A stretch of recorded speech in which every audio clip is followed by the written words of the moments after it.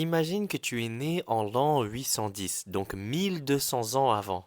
Ton père est l'élève de grands savants comme l'imam Malik. Ton père décède lorsque tu es encore enfant, et ta maman, une femme de foi, t'élève seule et t'élève dans la piété. À l'âge de 9 ans, tu as déjà mémorisé le Coran tout entier. À l'âge de 10 ans, tu te mets à étudier les hadiths. Et à 11 ans, tu corriges déjà les professeurs lorsqu'ils se trompent. Et dans ton cœur, tu ressens le besoin de préserver la parole du messager d'Allah, Muhammad sallallahu alayhi wa sallam. Tu ressens ce besoin de devenir un gardien de sa sunna, de peur qu'elle soit oubliée, déformée ou mélangée à des mensonges. Tu vois des gens rapporter des hadiths sans les vérifier. Tu vois des faux récits circuler. Et là tu te dis non, ces paroles ne sont pas juste des paroles ordinaires, ce sont les paroles du messager d'Allah, sallallahu alayhi wa sallam. Elles doivent être préservées comme l'or le plus pur. Et c'est là que tu décides de quitter ta maison.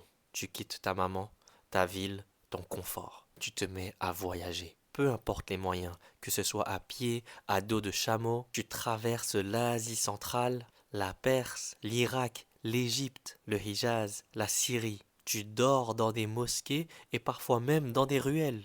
Tu manges très peu, mais tu écoutes et écris beaucoup. Parce que dans ton cœur, tu n'as qu'une seule mission, de préserver la sunna, d'être gardien de la sunna, de préserver la parole du prophète Mohammed sallallahu alayhi wa sallam. Tu fais tout cela pour une grande mission, préserver la vérité. Et durant tous tes voyages, tu rencontres plus de 1000 maîtres. Tu entends plus de 600 000 hadiths. Parfois le même hadith raconté différemment. Mais tu refuses d'en écrire un seul sans avoir vérifié chaque maillon, chaque narrateur, chaque rapporteur, chaque mot et chaque détail. Et à chaque fois que tu vas écrire un hadith dans ton livre, tu fais d'abord tes grandes ablutions et ensuite tu fais 2 unités de prière. Toujours en demandant la sincérité à ton Seigneur Allah. Tu demandes à Allah à chaque fois, ô Allah, si ce hadith est authentique, fais que je l'écrive sincèrement pour toi.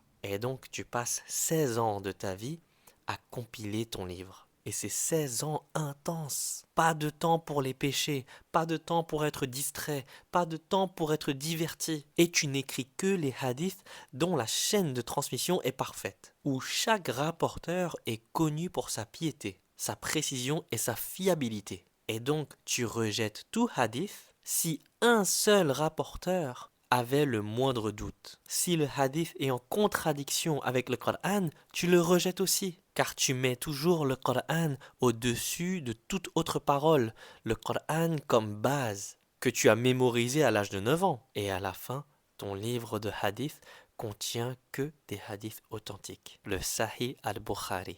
De plus, tu es une personne qui n'a jamais voulu la célébrité. Tu n'as jamais cherché la gloire. Tu n'as jamais non plus voulu contrôler qui que ce soit. Toute ta vie, tu t'es considéré comme serviteur d'Allah. C'est tout. Et tu voulais tout simplement utiliser tout ton temps et ton énergie que tu as sur terre pour préserver la sunna du prophète Mohammed sallallahu alayhi wa sallam. Tu te disais, je n'ai compilé ce livre que pour que la parole du prophète Mohammed sallallahu alayhi wa sallam reste pure jusqu'au jour du jugement.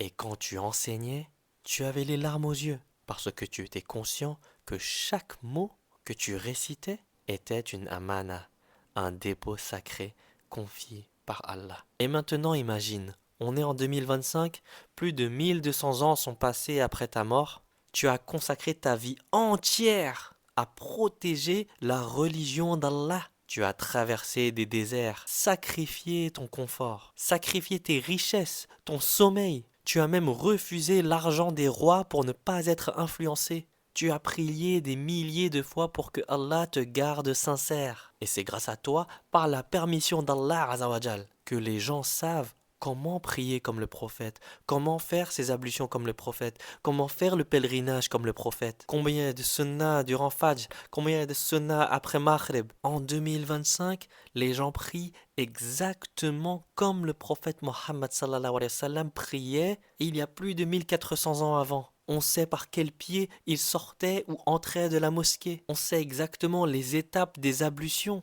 On connaît énormément de détails pour pouvoir suivre et obéir au prophète Mohammed sallallahu alayhi wa sallam, même 1400 ans après sa mort. Et même dans 1000 ans, dans 2000 ans, dans 3000 ans. Si la fin du monde n'est pas encore arrivée, les musulmans seront les seuls à pouvoir pratiquer leur religion de la même manière que leur prophète l'a pratiquée. Et c'est pas pour rien qu'Allah nous a fait la promesse dans le Coran qu'il est le gardien du rappel, le gardien du Coran et de la Sunna. Allah nous dit que le prophète Mohammed sallallahu alayhi wa sallam est venu en tant que miséricorde pour toute l'humanité jusqu'à la fin des temps. Et Allah nous dit d'obéir et de suivre son messager. Mais comment ça serait possible d'obéir et de suivre le messager d'Allah sallallahu alayhi wa sallam après sa mort jusqu'à la fin des temps si Allah n'a jamais préservé sa Sunna?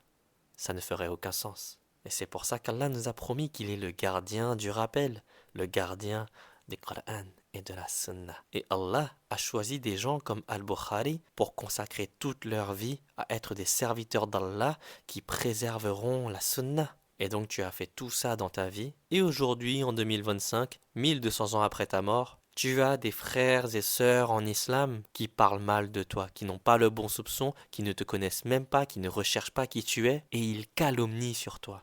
Ils répandent des mensonges sur toi. Ils t'insultent même. Et ils te rejettent et ils rejettent tous tes travaux que tu as consacrés pour la religion d'Allah sans même savoir ce que tu as fait. Tu n'as rien inventé, tu ne t'es jamais pris pour un prophète, tu n'as jamais cherché l'argent, ni le pouvoir, ni la popularité. Tu as juste voulu préserver la vérité, préserver la sunna du prophète Mohammed sallallahu alayhi wa sallam. Et aujourd'hui, tu as tes frères et sœurs en islam qui calomnient sur toi, qui se moquent de toi, qui te traitent de manipulateur, qui rejettent ton œuvre. Mais au final, ça ne t'affecte pas, parce que tu n'as jamais agi pour les gens.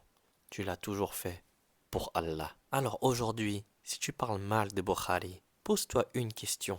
As-tu donné à ta vie autant qu'il a donné à la sienne pour Allah? Parce que lui, il a tout sacrifié pour Allah. Est-ce que tu es prêt à faire de même avant de mal parler de lui?